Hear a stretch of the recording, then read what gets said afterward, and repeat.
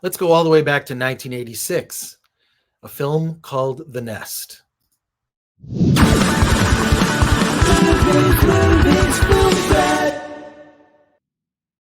Welcome to the Film Threat Podcast. I am Chris Gore. Hope you're having a good day. It's a great day for me because I get to talk to independent filmmakers, and I want to let you know about this film called The Nest, written and directed by Sean Durkin, who's joining us on the Film Threat Podcast today. Sean, how are you doing today?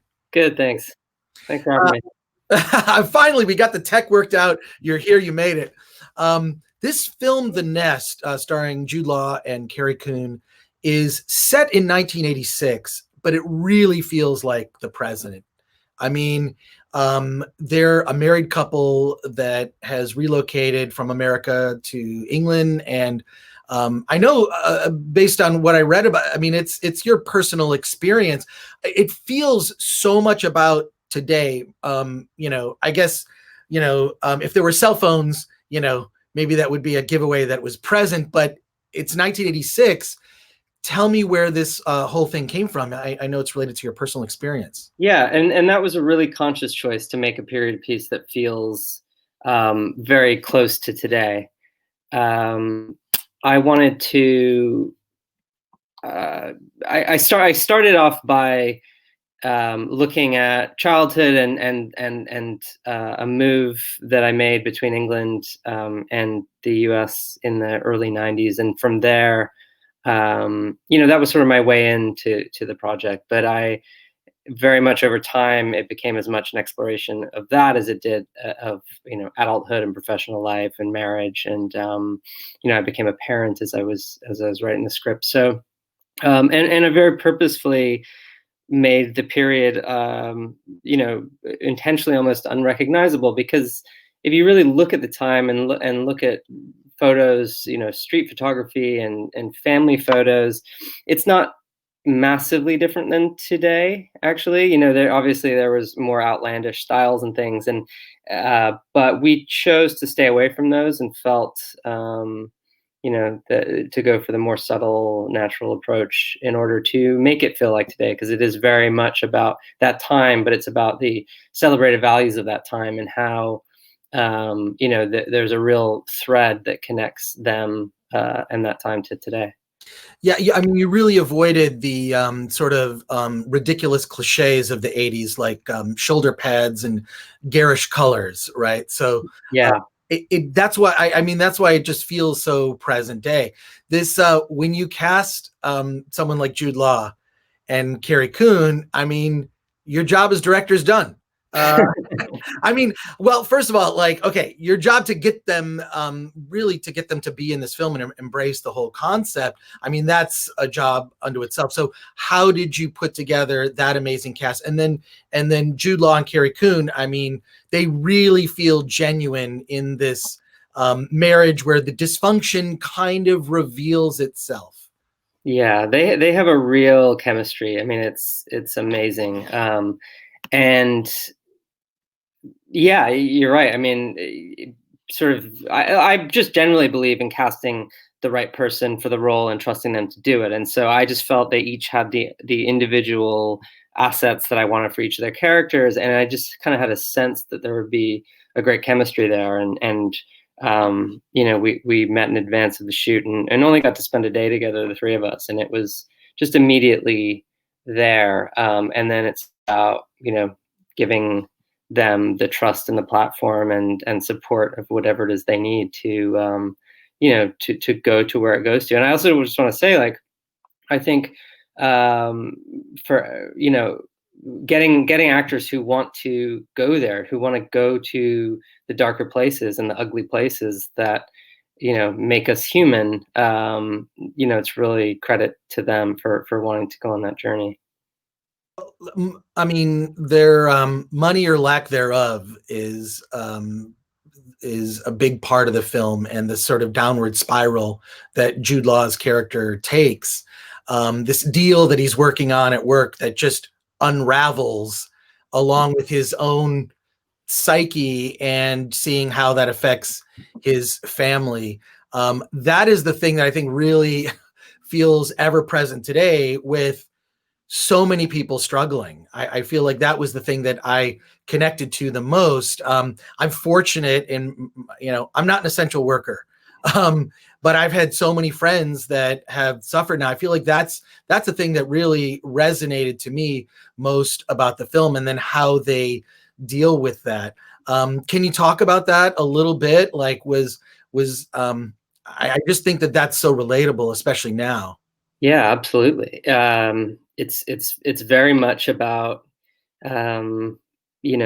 chasing money, both on a daily survival level, and then these notions of ambition and enough, and what's a sort of good life, and where those ideas come from. And when the movie starts, they're in a great place, and it's those, but it's not enough for Rory, because of for whatever reason he's bought into this idea of searching for more, and it puts them in a place of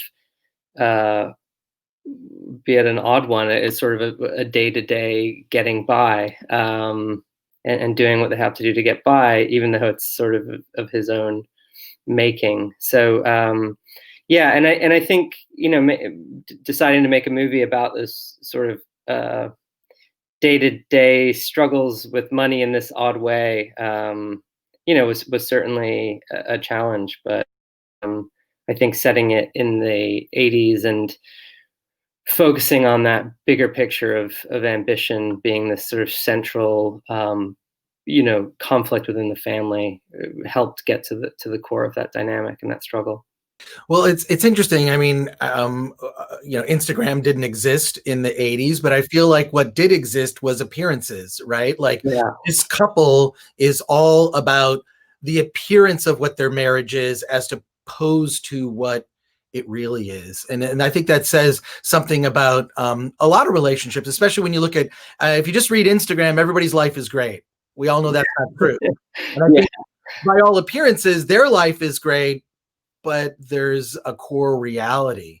Absolutely. Yeah. Can you discuss that a bit? Yeah, I mean, I'm not on Instagram or any social media, but I know enough to see, get glimpses of it and see there's this curation of life and wanting to put forward this, this thing that may be truthful, but it's only one portion of life. And there's this sort of forward, outward pouring of this, curation, and it's and I guess I'm always looking for people to just share honesty. Like when I became a parent, I had one friend who was honest with me about how difficult it was, and everyone else is sort of like, oh, it's wonderful. And so I'm just always looking to get into those more truthful aspects of human life. And I think absolutely the 80s, especially dealing with characters like Rory and Allison, who are full of duality. They're both very secure and confident in a lot of ways, yet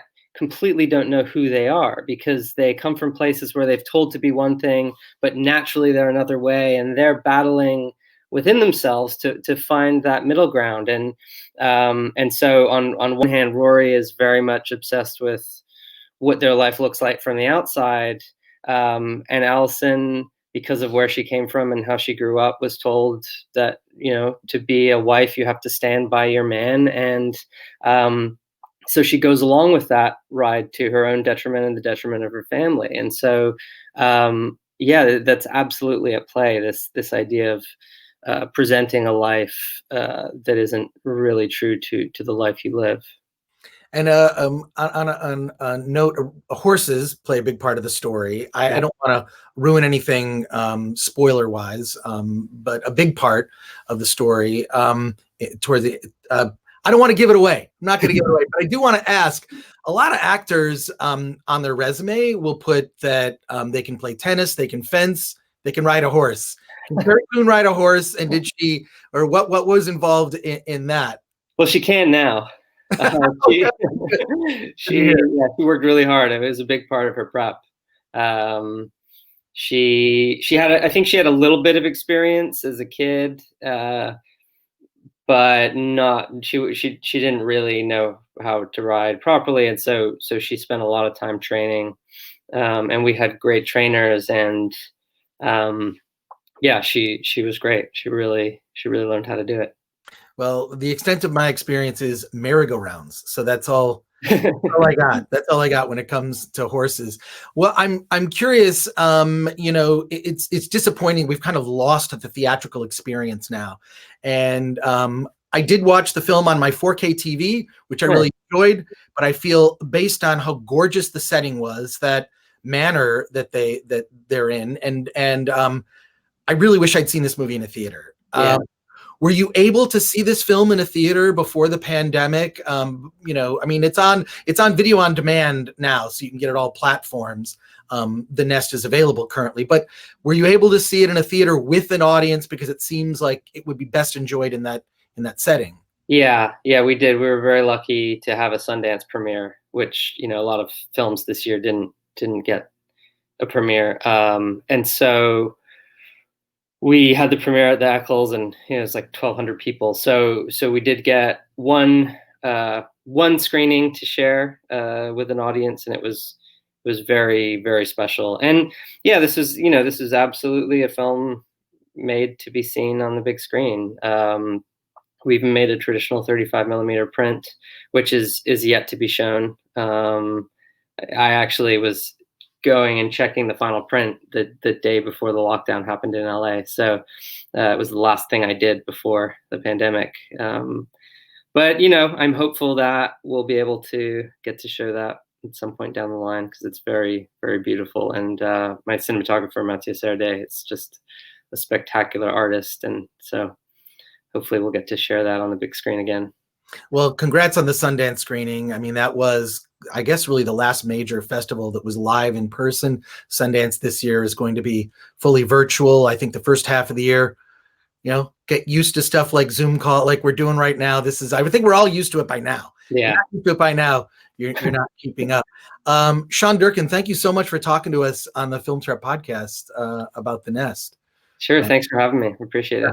And I want to thank our sponsor, Storyblocks. Go to storyblocks.com/filmthreat. And I hope the next time we talk, it's in person at a film festival, about to see your new movie, and we can talk about it after. Thanks again. That'd be great.